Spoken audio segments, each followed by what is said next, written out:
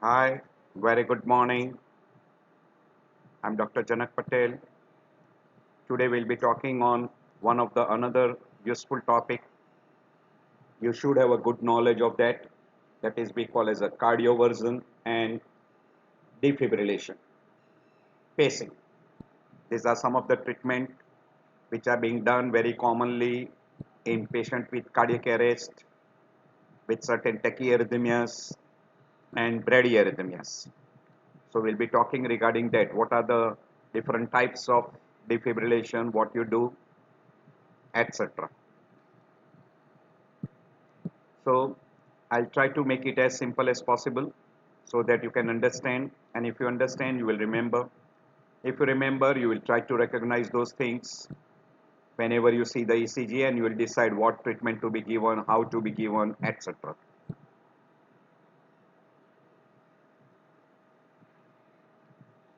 So today we are going to talk regarding what we call as a cardioversion and defibrillation and pacing. You see more and more number of ECG, you will be able to identify which person needs what. And try to listen to more and more person, you will understand very well so that you will be able to decide whether to do a cardioversion or to do a defibrillation. There is a difference between cardioversion and defibrillation. And when to do pacing, what type of pacemaker you should use. So you will try to identify that. So we'll be talking on defibrillation and cardioversion. So what is cardioversion? Cardioversion is a synchronized administration of a shock during R wave, or we call QRS complex, of cardiac cycle and restore the rapid heartbeat back to normal sinus rhythm. So here you can see an ECG where it shows the person is having an atrial fibrillation with very fast ventricular rate. A cardioversion shock is given here and it falls exactly on the R wave, and following that R wave shock, now you can see that after a pause you are having a normal sinus rhythm. Now suppose if instead of giving this, and if the shock falls between two QRS complex, it may fall on T wave, and when it falls on T wave it will give rise to what we call as a R on T phenomena, and person can end up with ventricular tachycardia or ventricular fibrillation, which can be lethal. So in a cardioversion you give a shock exactly at this time so that you get reversal to normal sinus rhythm. That is we call as a cardioversion. While in a defibrillation, where you give an electric shock to the heart to stop extremely rapid irregular heartbeats. So you give a shock which falls at any time because there are no QRS complex. Say here, there are no QRS complex. These are all bizarre QRS complex. You don't know where is the R wave. So it will fall at any time, and the shock is such that it will stop all the impulses generated in a what we call as a conducting systems, and as soon as that effect of shock goes away the person will have restoration to the normal heart rhythm, that is we call as a normal sinus rhythm. This is what we call as a defibrillation. So it is a asynchronized or desynchronized DC shock. Say here you can see here that person is having ventricular fibrillation and DC shock is given, and because of that DC shock now it has reverted back to normal sinus rhythm. So this is what is called unsynchronized DC shock. So when you give that it is called defibrillation. So there is a difference between defibrillation and cardioversion. In defibrillation it is unsynchronized or we call non-synchronized, while cardioversion is synchronized and it will fall exactly on the R wave. Defibrillation is usually for cardiac arrest, and again in that cardiac arrest the arrhythmia which are shockable like pulseless VT and ventricular fibrillation. A cardiac arrest can be because of what we call as ventricular asystole or because of pulseless electrical activity. They are non-shockable. In that case, defibrillation should not be given. While cardioversion is mainly for tachyarrhythmias which are unstable. And sometimes it is also utilized in a person who has got tachyarrhythmia, who does not respond to chemical cardioversion, or we call as antiarrhythmic drugs. Cardioversion can be given even in a stable person with tachyarrhythmias. We'll be talking in detail regarding further.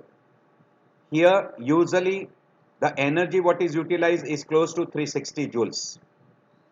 While here in cardioversion, you start with a lower and gradual increase. We call escalate from 100 to 200, 300, and then if it doesn't work, then you go to 360. While here, straight you have to give the highest joules, that is 360 joules. You do not accelerate. So this is cardioversion. This is emergency, what we call as defibrillation. In a cardioversion, it is an elective procedure. Usually patient is awake. You might require a sedation to relieve his anxiety. There is a synchronized DC shock which is given over a QRS complex, means over a R wave. You start from 20 joules, gradually increase to 200 joules, etc. And if it doesn't work, you can go up to 360. Usually 360 is utilized in a person who is given a monophasic shock, but while using a diphasic shock, usually we don't go above 200 joules. And before starting a shock, you have to switch to synchronize on. So consent forms should be signed, and then when you utilize a defibrillator, or we call cardioversion, you should switch on synchronize. And here synchronization is off. So you are giving a direct DC shock, and that is very commonly utilized for ventricular fibrillation and pulseless ventricular tachycardia, or ventricular tachycardia which is unstable, where there is no cardiac output. You begin with 200 joules, go up to 360, and that is a typical in a case of a defibrillation. And by and large the person is unconscious, so you don't require a sedation, and you should have a ECG monitor. Consent form and ECG monitor should be on to find out whether the person has been cardioverted or defibrillation is proper. So there is something called chemical cardioversion, where you are utilizing the pharmacological medicine which will revert back to normal sinus rhythm. Electrocardioversion and internal cardioversion. Now when you put a wire into the cavity, either atrium or into the ventricle or AV, and then you give a DC shock to revert back to normal sinus rhythm, it is called internal cardioversion. And when you are giving a synchronized DC shock over the chest, we call as a external cardioversion. So that is the difference. And this particular method is called ICT, implantable cardioversion defibrillator. So that is what is called as a ICD, and that is being implanted permanently. We'll be talking about that also. So usually this is utilized for emergency, and mainly it is emergency in a case of person who has developed cardiac arrest. So by and large that is a defibrillation rather than pure cardioversion. So in an emergency you can have a defibrillation, particularly in a person with a cardiac arrest. We'll be also talking about emergency cardioversion. So that will be emergency application. Elective means it is a planned. A person who is unstable, he is having a tachyarrhythmia or a bradyarrhythmia, and you are using a cardioversion. Sometimes because of a repeated episodes, you can use what we call as a repetitive attempts or futile attempts.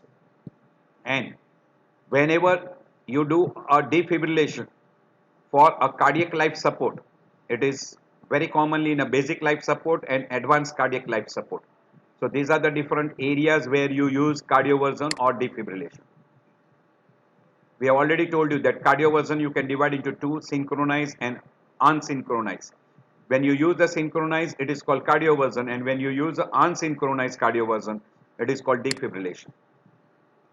So when you do a cardioversion in a person who is hemodynamically stable, it is usually elective cardioversion.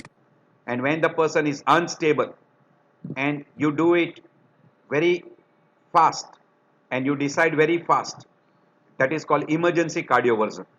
So in a stable, usually it is elective. In an unstable, it is usually to prevent a complication and to save the life. And that we call as an emergency cardioversion. Commonest cardioversion is usually in a person who is alive, who is unstable and may have a tachyarrhythmias. What is unstable? Unstable means person has got hypotension. There is a fall of blood pressure below 90. There is an altered mental status. Because of this fall, person is having tachycardia, and also because of tachyarrhythmias, the rate is more than 150 per minute. Person will have an ischemic chest pain. Person may have a precipitation of heart failure, etc. When any one of these signs are together, you call that person is unstable, and in that you require emergency cardioversion, not elective cardioversion. And whenever there is a tachyarrhythmias which is shockable, you will use synchronized cardioversion, and that will be falling on exactly R wave. It will not fall on T wave or between the two QRS complex, and that is called as a cardioversion. And this will be what we call as a synchronized emergency cardioversion. Very commonly it is done for atrial fibrillation and heart failure. A person will have a clinical symptoms and signs suggestive of a acute left ventricular failure, or person will have an altered mental status, and person might complain of syncopal attacks. This cardioversion cannot be done in ventricular fibrillation, unstable ventricular tachycardia, or pulseless ventricular tachycardia. Synchronized cardioversion should not be attempted in person with VF, unstable ventricular tachycardia, or we call polymorphic ventricular tachycardia, torsada pointes, and pulseless VT. Do remember this. You should not attempt synchronized cardioversion. In this particular group of people, you require a defibrillation, not cardioversion, synchronized cardioversion. So what are the classical indication for synchronized cardioversion? Synchronized cardioversion is very commonly done in a case of a supraventricular tachycardia, atrial fibrillation with fast ventricular rate, atrial flutter with a fixed block with a fast ventricular rate, ventricular tachycardia which are stable, re-entry tachycardia with narrow or a wide QRS complex. In all this, you can go for a cardioversion. In all this condition, if a person is stable, it is elective cardioversion, and if the person is unstable, meaning person is having hypotension, person is having severe tachycardia, altered mental status, symptom signs of acute left ventricular failure, or we call congestive heart failure, etc. You should go for an emergency synchronized cardioversion, and if it is stable, then you can go for an elective synchronized cardioversion. So emergency will be in an unstable person. So indication of defibrillation will be for pulseless VT, ventricular fibrillation, or cardiac arrest due to or resulting in VF. If the person is having a cardiac arrest and he goes to ventricular fibrillation, or it is because of any other etiology, say like pulseless electrical activity, or maybe because of what we call as a ventricular assistor, you have started CPR and now you get a monitor shows you that person is showing you ventricular fibrillation, you can go for a emergency defibrillation. So this is what we have discussed before, that electrical cardioversion can be in a supraventricular tachycardia, which can be AVNRT or AVRT. atrial fibrillation, atrial flutter with fixed block or variable block, ventricular tachycardia with pulse means stable variety, and re-entry tachycardia with narrow or a wide QRS complex range more than 150 and is unstable. In all these conditions, you will require an electrical cardioversion, maybe elective or maybe emergency. So this is again summarizing all together. Ventricular fibrillation, pulseless ventricular tachycardia, unstable ventricular tachycardia, or unstable atrial fibrillation and atrial flutter. You will require a defibrillation. Cardioversion will be usually indicated in person with stable atrial fibrillation or atrial flutter, supraventricular tachycardia or paroxysmal supraventricular tachycardia. Risk of VTVF, a person who is highly risky for ventricular fibrillation and ventricular tachycardia, like long QT, short QT, ARVD, Brugada syndrome, intraventricular conduction defects, ERPS, catecholaminergic polymorphic ventricular tachycardia, etc. In all these conditions, this is idiopathic ventricular fibrillation. In all these conditions, also you will require a defibrillation because they can get any time VTVF. So they are usually put on what we call as a ICD. And if the person with these conditions or a person who is having a congestive heart failure and is likely to get a VTVF, you will utilize CRT, which is we call as a synchronized cardiac instruments. So it is resynchronized therapy.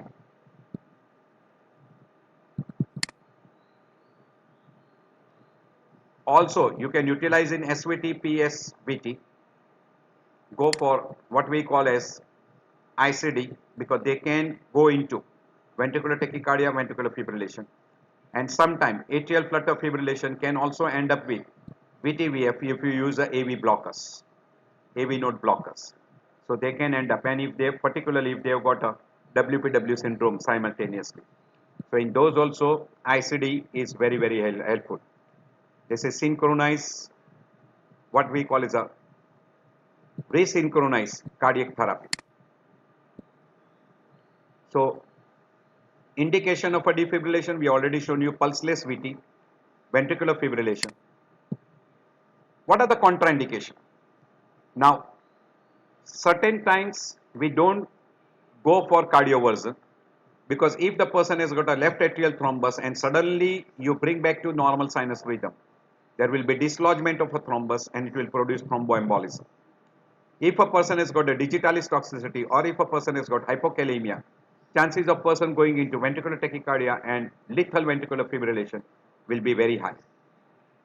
A person who has got a sinus tachycardia, which is due to catecholamine induced arrhythmias, ideally cardioversion should not be done. That is little risky.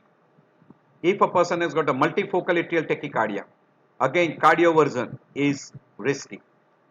In a ventricular fibrillation, cardioversion may not sense a QRS wave and may therefore fail or to deliver a shock properly, and hence in a case of a ventricular fibrillation, cardioversion should not be attempted. So if a person has got a sinus rhythm and if he has got a sinus arrhythmias, usually cardioversion is not indicated. Even in a person with a sinus arrest, cardioversion should not be attempted. And pulseless electrical activity also, cardioversion or defibrillation should not be done. If a person has got a pulse with left atrial thrombus, don't attempt cardioversion. And if a person is alert, fully conscious, and still if he needs, you will have to sedate the person and then do a cardioversion. So these are all the contraindication for cardioversion. Even if a person who has got a pacemaker and permanent pacemaker, while giving a cardioversion, you will have to take lot of precautions so that the pacemaker failure should not take place because of cardioversion. What are the common complications? Because of cardioversion, you can get atrial premature beats, ventricular premature beats, or junctional premature beats. These are very, very common. But this may revert back to normal.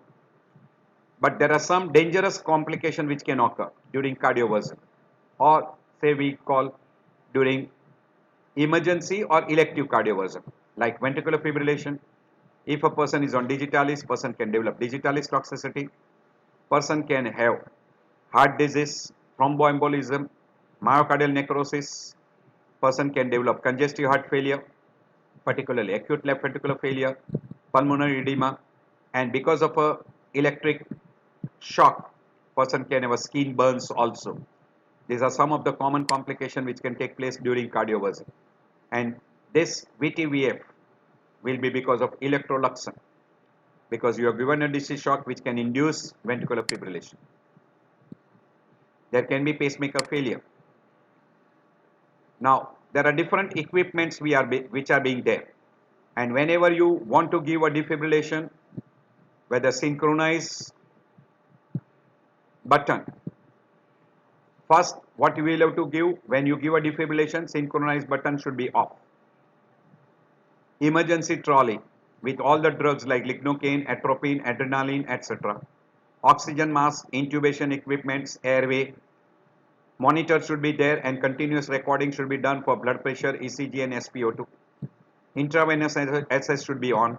Suction device should be available. And then only you should attempt a defibrillation. Actually, all this material should be present. Even if these materials are not present and if a person has got a cardiac arrest, then don't wait for all this. You must give a defibrillation. So there are different instruments available. Defibrillators, which can be external, which can be internal, which you can give on an open chest. Internal cardiac device, we call ICD, we call internal cardiac defibrillator or internal cardioverter defibrillators. These defibrillators can be manual or can be automated. Automated external defibrillators. These are also given a name, implantable cardioverter defibrillators. You have got also this type of instruments available which you can wear, and this is which will be attached to a person. Is that clear? And you can give a defibrillation.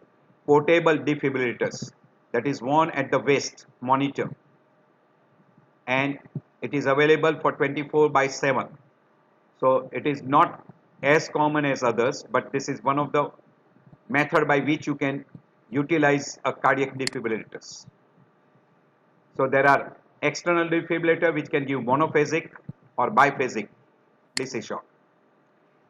You can have an internal and external defibrillators. Internal will have a wire which will go through either a IV line, either a arm IV line or from a superior vena cava.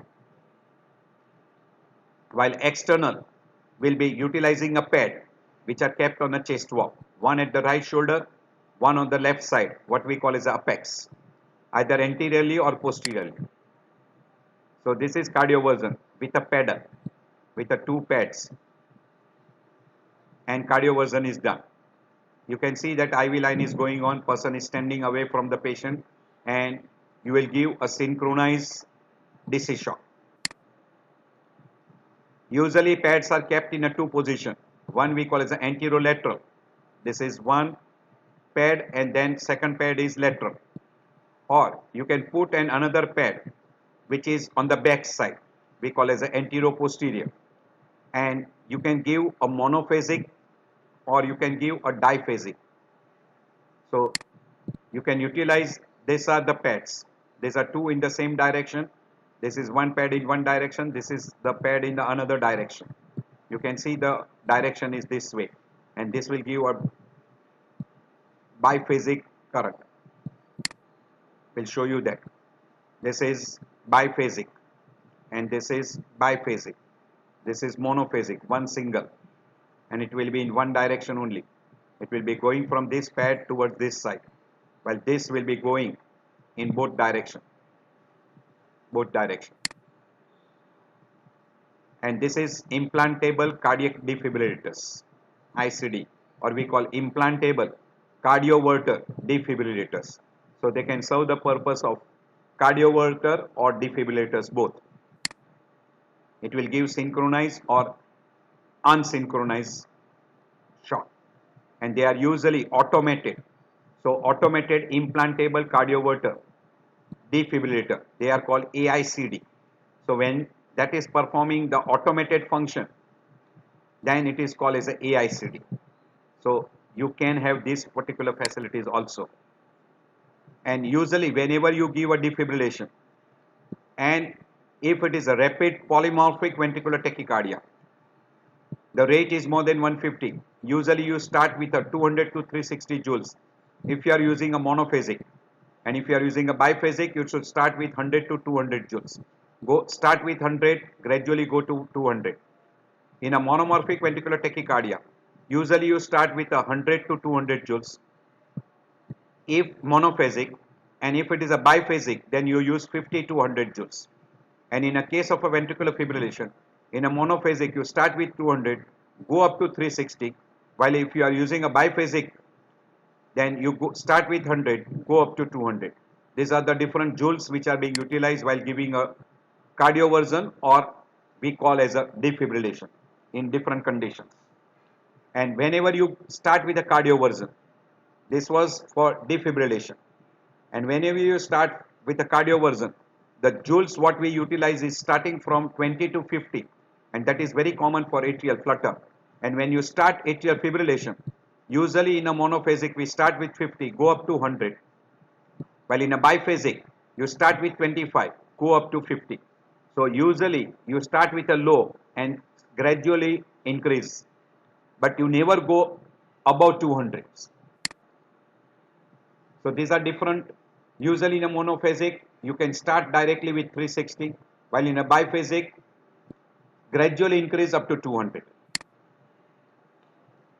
How to do defibrillation? Stop, look and go. Attach the electrodes to the patient chest, turn the defibrillator on, select the leads, analyze the rhythm, whether it is shockable or not. If it is shockable, yes, you can proceed. Apply coupling agents on the pad. Apply the pad on the patient chest. Select energy level depending upon what is the arrhythmias, what type of shock you are giving. You are giving a cardioversion or you are using a defibrillators, etc. And after applying a paddle to the chest, charge the paddle, shout clear, check the monitor again, and then discharge the shock and return the paddle back to the machine and again look at the monitor. They use another word, continue chest compression, oxygen away, all else clear, charging, hands off, evaluate the rhythm, shockable or non-shockable, and then defibrillate and then disarm. This is COACHED, coached, whichever way you remember. Always use a safety. Assertive, announce that charging, all clear, stand clear, shocking, check the rhythm, discharge the shock, and continue as per algorithms. This is called safety purpose. These are all the things what you do, which we have already mentioned here also. So whatever way you approach. Now these are all the different types of instruments which are implantable, and they are utilized for cardiac. So we call cardiac implantable devices, electronic devices. One, pacemaker, which is very frequently utilized for rhythms disturbances, particularly bradycardia or tachycardia. It is rarely utilized for, pacemaker is rarely utilized for ventricular arrhythmias. ICD are usually for both purpose, many purposes we can show. We have already given you the indication before, but still we will be giving you another way of indications. That cardioverter or defibrillator are usually for preventive purpose or can be for therapeutic purpose, and It may be for cardioversion or it can be for defibrillation. Cardiac resynchronization therapy is mainly for a person who has got abnormal atrial and ventricular function, which is very common in case of a congestive heart failure, where atrium and ventricle are not synchronized. So you want them to resynchronize, then CRT is utilized. There are loop recorders, which we call as the implantable loop recorders. And again in this, they are called external loop recorder, internal loop recorders. So this particular loop recorders are for recording rhythms, ECG recording for a long period, and these are commonly for recording the ECG. There are implantable hemodynamic monitoring devices that you can implant. There are certain cardiac assisted devices like LVAD, biventricular. This is left ventricular assisted device. This is very frequently utilized in a person.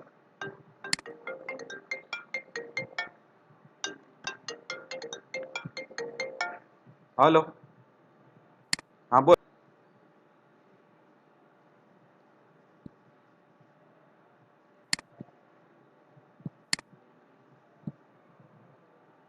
So this particular devices, left ventricular assisted devices, is utilized in a person who is having a left ventricular failure or congestive heart failure, so that you want to help the left ventricle to have a good ejection, that is called LVAD. So blood will be coming to that particular instrument from LA and it will be ejected into aorta. So that is LVAD. If both ventricles ejection fraction is very poor, you can utilize biventricular assisted device. There is another device which is very useful and it has replaced LVAD. We call Impella, and this particular device you can implant into LV and that will do the function same like LVAD. And there are other devices which we call as an artificial heart. This particular are for heart implant and that can be utilized. These are all the cardiac implantable devices which you can utilize. So there are some indications for implantable cardioverter defibrillator therapy, which we have already mentioned. In a person with a cardiac arrest resulting from a VTVF, not caused by transient or reversible event, spontaneous sustained VT, a person who has got a syncope and he is hemodynamically unstable, having ventricular tachycardia, ventricular fibrillation, a person who has got a non-sustained VT with coronary artery disease or previous myocardial infarction, left ventricular dysfunction like congestive heart failure, and he has got an inducible ventricular fibrillation or sustained VT at electrophysiological study. All this person you can ask for a ICD. You can see this is an ICD device. This is a wire. This is one plate which will be inducing the current, and this is another which is there in a ventricle. So this is one which is in a superior vena cava close to the right atrium, and this is in the ventricle. So this will be giving a monophasic or a biphasic current and will be helping in cardioversion or defibrillation. So these are all the indication we already discussed before. Unstable VT or VF, left ventricular ejection fraction less than 35, ischemic dilated cardiomyopathy, and there is an induction of sustained VT, and person is having a ejection fraction less than 40. A person is having a syncope with LV dysfunction and there is an inducible sustained VT, and person who are at a very high risk like hypertrophic cardiomyopathy, long QT, short QT, RV dysplasia, Brugada syndromes, etc. All these people are prone to get VTVF. In all those conditions, ICD should be implanted. So you should use implantable cardioverter defibrillators. So this is typical. You can see that this is a thick coil. So that, and there is another coil here. So this will give a DC shock, and this is the instrument which will generate the DC shock. And there are three wire. One is in a RA, one is in a LV, and one is in a RV. So that will be there. Or you can have a two wire, one close in the right atrium close to the superior vena cava, and another in a RV. This is a second lead. This is a three leads. You can see a three wire. 1, 2 and 3. So one is in LV, second is in RV, third is in LA, and this is a pacemaker. This is a permanent. No, ideally we should not call it a pacemaker. This is ICD, permanent ICD. This is a dual chamber. This is a triple chamber. CRT devices. I've already told you CRT devices are very useful if the ejection fraction is less than 35. We call according to the NYHA classification class 3 and 4, and this is already treated with optimal medical treatment for minimum 3 months, and if there is a failure and if the age is more than 80 years, CRT is indicated. An indicator of disc synchrony, if a person is having a disc synchrony and if a person is having a left bundle branch block or person is having a triple bundle branch block, say that is a right bundle branch block with LAHB or right bundle branch block with LPHB and first degree AV block. In this condition also, you might require ideally you should require an ICD rather than CRT. Sorry, you will require an ICD rather than CRT. CRT will be there whenever the ventricular function is poor and there is no synchronization between atrium and ventricle, and this is how it is being positioned. So this is the instrument, and you got a different pads which is put in a ventricle and atrium. There are different types of pacemaker. We call asynchronous, which is at the fixed rate. So at a fixed rate it will give a stimulus, and there are demand pacemaker we call as a synchronous. So depending upon the requirement, say you want to increase the heart rate, it will stimulate. You want to decrease the heart rate, it will overdrive. So that is called synchronous pacemaker.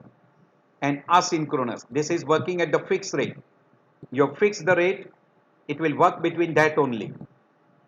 It will not work below the rate. Say if I fix this at 60 to 100, so if it is less than 60, it will start working, but it will not be on a demand. So depending upon that, you call as a asynchronous or synchronous variety. It can be single chamber. Usually the chamber which is selected is either atrium or ventricle, or it can be dual chamber. We call as a AV pacing or sequential pacing, or it can be multi-site biventricular. So you have paced both the ventricle plus you have paced even an atrium. So this is very frequently utilized in CRT. This is very commonly utilized in CRT, while this dual chamber etc. is very frequently in a case of a pacemaker. It can be programmable or non-programmable. If it is programmed, there are a lot of different types of program you can utilize, and that will be helpful to many person in many disorders. You can see this is another pacemaker which is called lidless pacemaker implantation. This is lidless. You can see the size of a pacemaker which was shown in a previous. You can see this. This is the size. So this particular is an enlarged picture, and now you can see the size. This is a 1 rupee coin, and you can see the size. It is just little bigger than the 1 rupee coin, and you can easily implant that into a RV, and this does not require any lids. Hence, lot of complications which are there because of a pacemaker can be avoided, and it has got a long battery life. So this can be utilized as that particular purpose. It can do a programmable. It is usually a single chamber. It can be demand pacemaker or it can be fixed rate pacemaker. So depending upon that. And these leads can be unipolar or can be bipolar. So these leads can be unipolar or bipolar. So function of pacemaker is to provide the rate and rhythm of the heart which cannot be produced, and that will be produced by a pacemaker. It will detect the intrinsic activity that we call as a sense. After detecting that, it can also detect the physical activity and react accordingly. We call rate responsive. And it has got a power source and a lead to carry the current to the heart muscle. So all these things are utilized to regulate the rhythm, to regulate the rhythm, and also, sorry, it will help to even increase the myocardial function. This is the pacemaker function, or pacemaker, what it can help you. We already told you demand pacemaker and asynchronous pacemaker. Demand pacemaker will pace only in the absence of sense intrinsic activity, while asynchronous pacemaker not only generally used outside or has multiple potential sources of electrical interference which may prevent the normal function of a demand pacemaker and may induce serious arrhythmias. Hence, asynchronous pacemaker has got lot of complications, while demand pacemaker has got minimum complications because it will pace only in absence of sense intrinsic activity, that is we call on demand. We have already told you single versus dual chamber. Single chamber is usually atrial pacing or single ventricular pacing, while dual chamber is atrial plus ventricular. So it will depend upon what is the indication. Usually single chamber is very commonly indicated in a sick sinus syndrome, or we call it the SA node arrhythmias or tachyarrhythmias, which can be there. While single chamber ventricular pacing is very frequently for loss of AV synchronicity. So it is less expensive, and if a person has got a AV synchronicity is lost, so what we call is the AV asynchronicity, then in that case it is very helpful, and this is preferred in a chronic atrial fibrillation. It is a very common thing where you use that, or person has got a heart blocks. You can see here, this is a pacemaker. You can see this is a dual chamber pacemaker. One is in the atrium, one is in the ventricle. So this is a dual chamber pacemaker. You can see this is only one wire. So this is a single chamber pacemaker. So depending upon the number of wires where you pace, you can see here two wires are there. So this is a dual chamber pacemaker. One pacemaker wire is, this is not in the stomach. This is still in the ventricle only. So this is dual chamber. This is one is here and second wire is here. So dual chamber pacemaker. Is it clear? This is single chamber. Single chamber. This is ventricular. While here you can see that there are three chambers which are being paced. One atrial, one is in this left ventricle, one is in the right ventricle. You can see here again three chamber. Atrium, right ventricle and left ventricle. So all three are paced. While this is dual chamber, atrium and ventricle. So depending upon how many chambers we are pacing, this is atrial chamber pacing. This is ventricular chamber. This is dual chamber, atrial and ventricle. This is unipolar. So electric current will go from the pulse generator to ventricle, while bipolar will have impulse going back to pulse generator also. These are all the terminology which are utilized in the pacemaker codes. I am not going into detail, but first letter always which chamber is paced. Second letter is for which chamber is sensed. And third is sensing response, whether triggered, inhibited or dual response or none. So if we say AAI means atrium is paced, atrium is sensed and it is inhibited. If I say VVD means ventricle is paced, ventricle is sensed and there is a dual either triggered or inhibited. So depending upon that, I'll just show you here. See here, it is written VVI means ventricle is paced, ventricle is sensed and I is inhibited. So this is what is called VV, that particular codes we call. And fourth is if it is programmable, then you can have simple program, multiple program, rate related program, communicating variety, etc. and none. So depending upon that. See here VOO meaning ventricle is paced, sensing of the ventricle is off, response to sensing is also off. So it is a pure simple ventricular pacing, what we can call. So these are all the terms VVI, VDD. So ventricle is paced, sensing is in the atrium as well as ventricle, and it can inhibit or trigger. What will be the response? So depending upon that you utilize. This I put together, all those things are put together, and these are all in which condition you do. It is tremendously in detail. If you are interested, you can go through whenever you are at leisure time. You can see this particular. Now pacing can be done from the vein. Either you select superior vena cava, or you can select even what we call as arm vein, depending upon whether it is temporary or permanent. Usually in a temporary, we utilize a cubital vein, and in case of a permanent, usually internal jugular vein is commonly preferred. So that is very common, and these are the indications, these are the contraindication, and these are the common complications. I am not going into again detail. These are all the instruments, and this is external pacemaker, pacing generator. This is external for temporary. This will be usually for temporary, and this is called transcutaneous. So through the chest you do a transcutaneous pacing. So all the indications are nearly same like a transvenous. These are some of the contraindications, these are some of the complications, and this is the instrument which will generate the pacemaker impulses. So it can be temporary pacing, and temporary pacing can be transvenous, transcutaneous, or esophageal. It is usually for unstable bradyarrhythmias, AV blocks, and unstable tachyarrhythmias. And usually where we are planning for permanent pacemaker, or person is having a reversible conditions.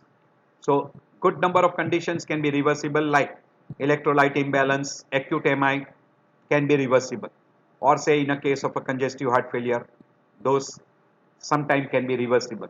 So if it is an irreversible condition, then before doing a permanent pacemaker, you can plan and do a temporary pacing.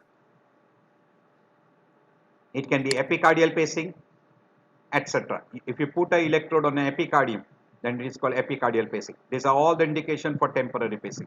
I am not going into again detail. Acute myocardial infarction with CHB, then Mobis type 2 AV block, refractory bradycardia, alternating bundle branch block, bifascicular block, or person has got a bundle branch block with anterior MI, particularly left branch block with MI. In absence of acute MI, if a person has got sick sinus syndrome, complete heart block, Mobis type 2, this may require a permanent pacemaker, and very rarely in case of tachyarrhythmias like ventricular tachycardia, you can go for a temporary pacing. These are all the indications which we have already mentioned: sick sinus syndrome, symptomatic bradycardia, atrial fibrillation, hypersensitive carotid sinus because they can suddenly develop a severe bradycardia, second degree heart block, particularly Mobis type 2, atrial fibrillation where atrium cannot be paced. If you cannot place VVI, patient has no atrial kick, in those conditions also you can go for a pacemaker. Complete heart block, sinus arrest, SA block, tachyarrhythmias like supraventricular tachycardia, and in a ventricular tachycardia to have a overdrive pacing. In this tachyarrhythmias, usually we use a overdrive pacing. So it will generate the impulse faster than what is the rate present in that patient, and it will do a overdriving. While in the case of a bradycardia, usually it will stimulate as soon as the rate falls below a certain level, and that is called as a demand pacemaker. So these are the things what you utilize.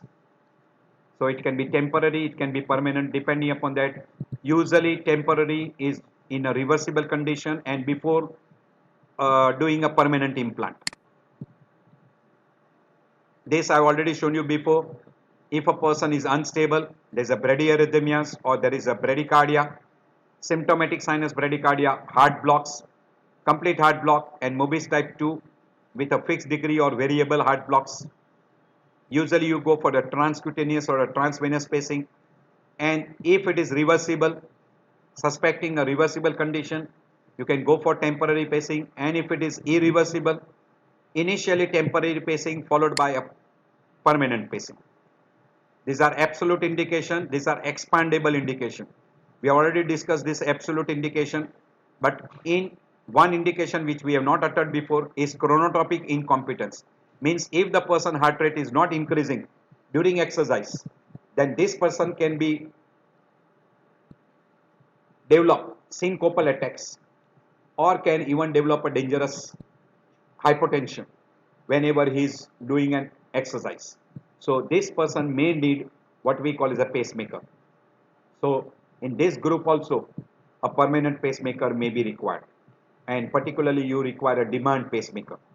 So that will be there. And in an expanded, in a cardiac resynchronization therapy, you might need a pacing, hypertrophic cardiomyopathy, neurocardiogenic syncope, long QT, short QT, etc.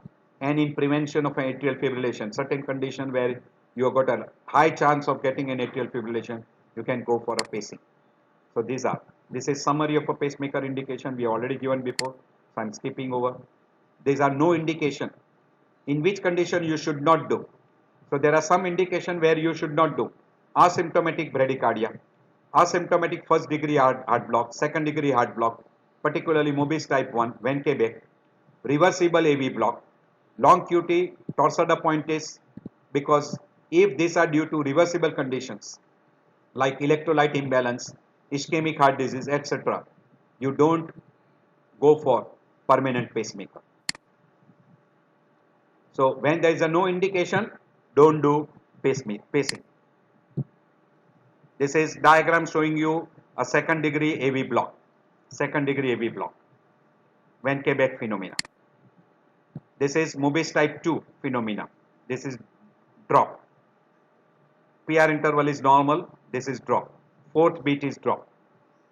While here, if you see, gradually prolong, and then this is drop. So this is Van Quebec. This is Mobis type 2, and this is complete heart block. In this, you definitely require a pacemaker. If it is reversible, temporary. If it is irreversible, permanent pacemaker. These are some of the conditions where you might need a pacemaker.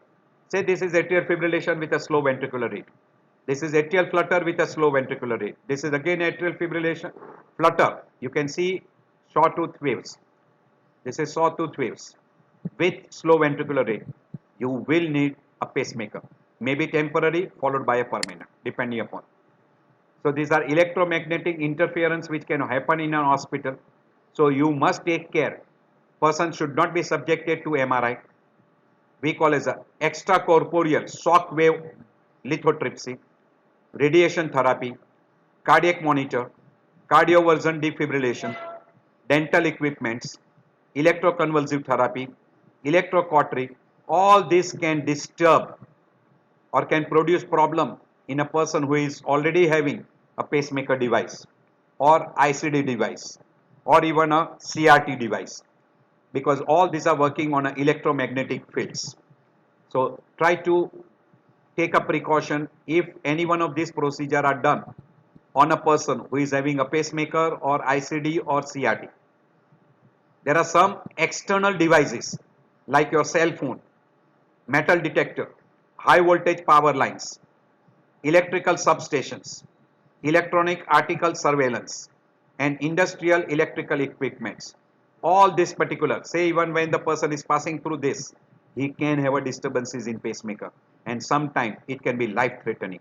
All this knowledge should be there in a person who is on a pacemaker or CRT or on a ICD. There is something called as a pacemaker syndrome. What is a pacemaker syndrome? If a person who is already having a pacemaker on and suddenly he develops ventricular asynchrony, he'll start complaining of fatigue, dizziness and hypotension. And this is because whenever a person is having a pacemaker and suddenly atrium and ventricle get dissociated, so we call that AV dissociation or ventricular AV conduction dissociation.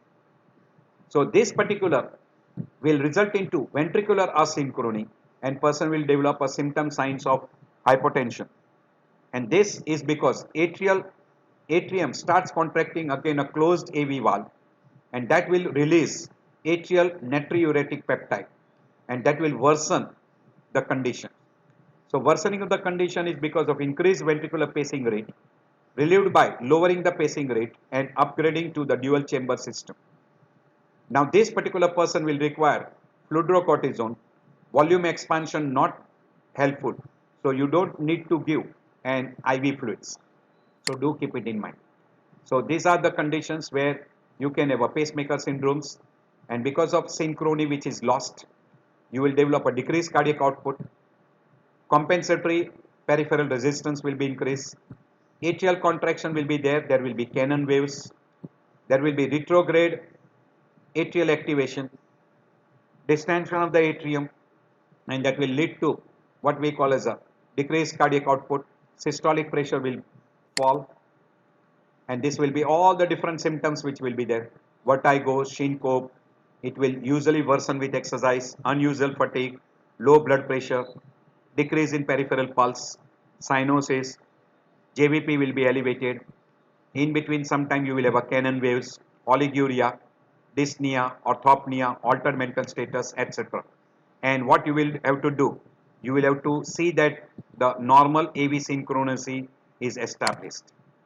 So these are all symptom signs, and you will have to establish the AV synchronicity.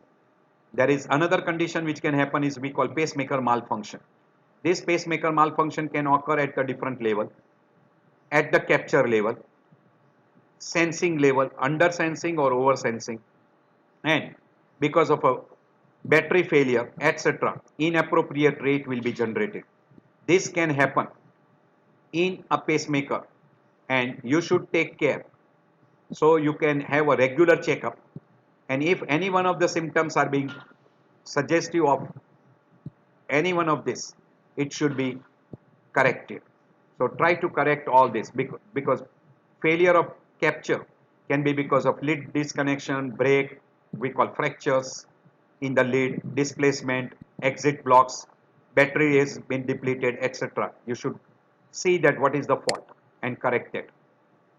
There are some potential problems like non-capture, under-sensing, over-sensing, no output, or pseudo malfunction. I may not go into detail. This is one very common which can happen very frequently, which can happen in a non-capture. It is called twiddler syndromes.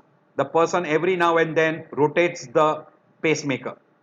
So slowly the wire which is there in the superior vena cava into right atrium, or which is in the right ventricle, will be rotated back around the pacemaker, and it will be dislodged, and that will produce non-capture.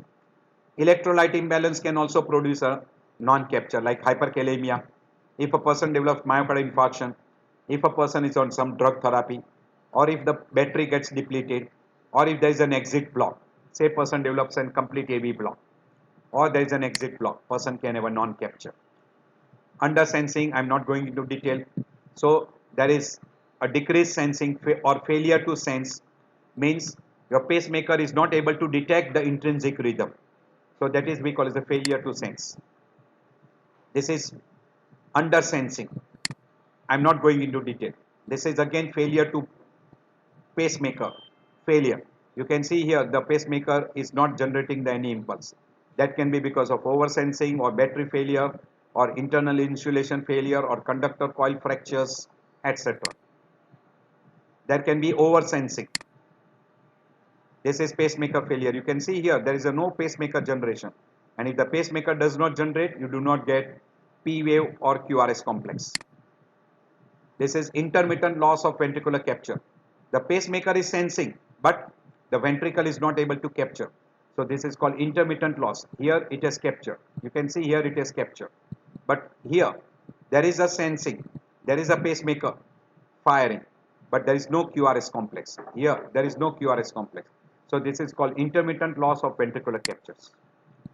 So there can be pseudo malfunction. So that can be also there. This is pseudo malfunction. You can see that this is a pseudo malfunction. Pacemaker mediated tachycardia. So pacemaker suddenly produces tachyarrhythmias because of wrong sensing or over sensing, etc. We call pseudo malfunctions. Here you can see that this is a pacemaker failure. The pacemaker has generated the impulse, but there is no QRS complex. So this is pacemaker failure, and this is also called as a crosstalk. This is fusion and pseudo fusion. This is normal fusion and this is pseudo fusion. We don't go into that detail. Complication of pacemaker, venous complication at the site of the puncture, lead and generator. At the site when you are entering pneumothorax, hemothorax, air embolism, perforation of central vein, inadvertent arterial entry. Instead of vein, you enter into an artery. Lead placement may be wrong. Tachybradyarrhythmia can result, perforation of the heart, perforation of vein, damage to the valves, etc. if not done properly. And generator problems, where you kept the pacemaker, you can have a pocket hematomas and improper or inadequate lead connections or Twiddler syndromes. These are all the different conditions. You can see here, locally you can have a burns also. You can see this locally. You can have a damage because of that electrical. So at the lead, thrombosis, embolization, superior vena cava obstruction, lead dislodgement, infection, lead failure, perforation, pericarditis, generator related, patient related. This is very commonly the person goes on rotating this pacemaker and he will end up with the Twiddler syndromes. So I end my lecture here. I hope this may be helpful to you. You will see sometimes some patient with a pacemaker or with ICD or what we call as CRT. Do all the precautions. You should have a little knowledge regarding all these three things. And in a case of an emergency, you might require a cardioversion or you might require a defibrillation. It can be emergency, it can be elective. All this can be helpful to you.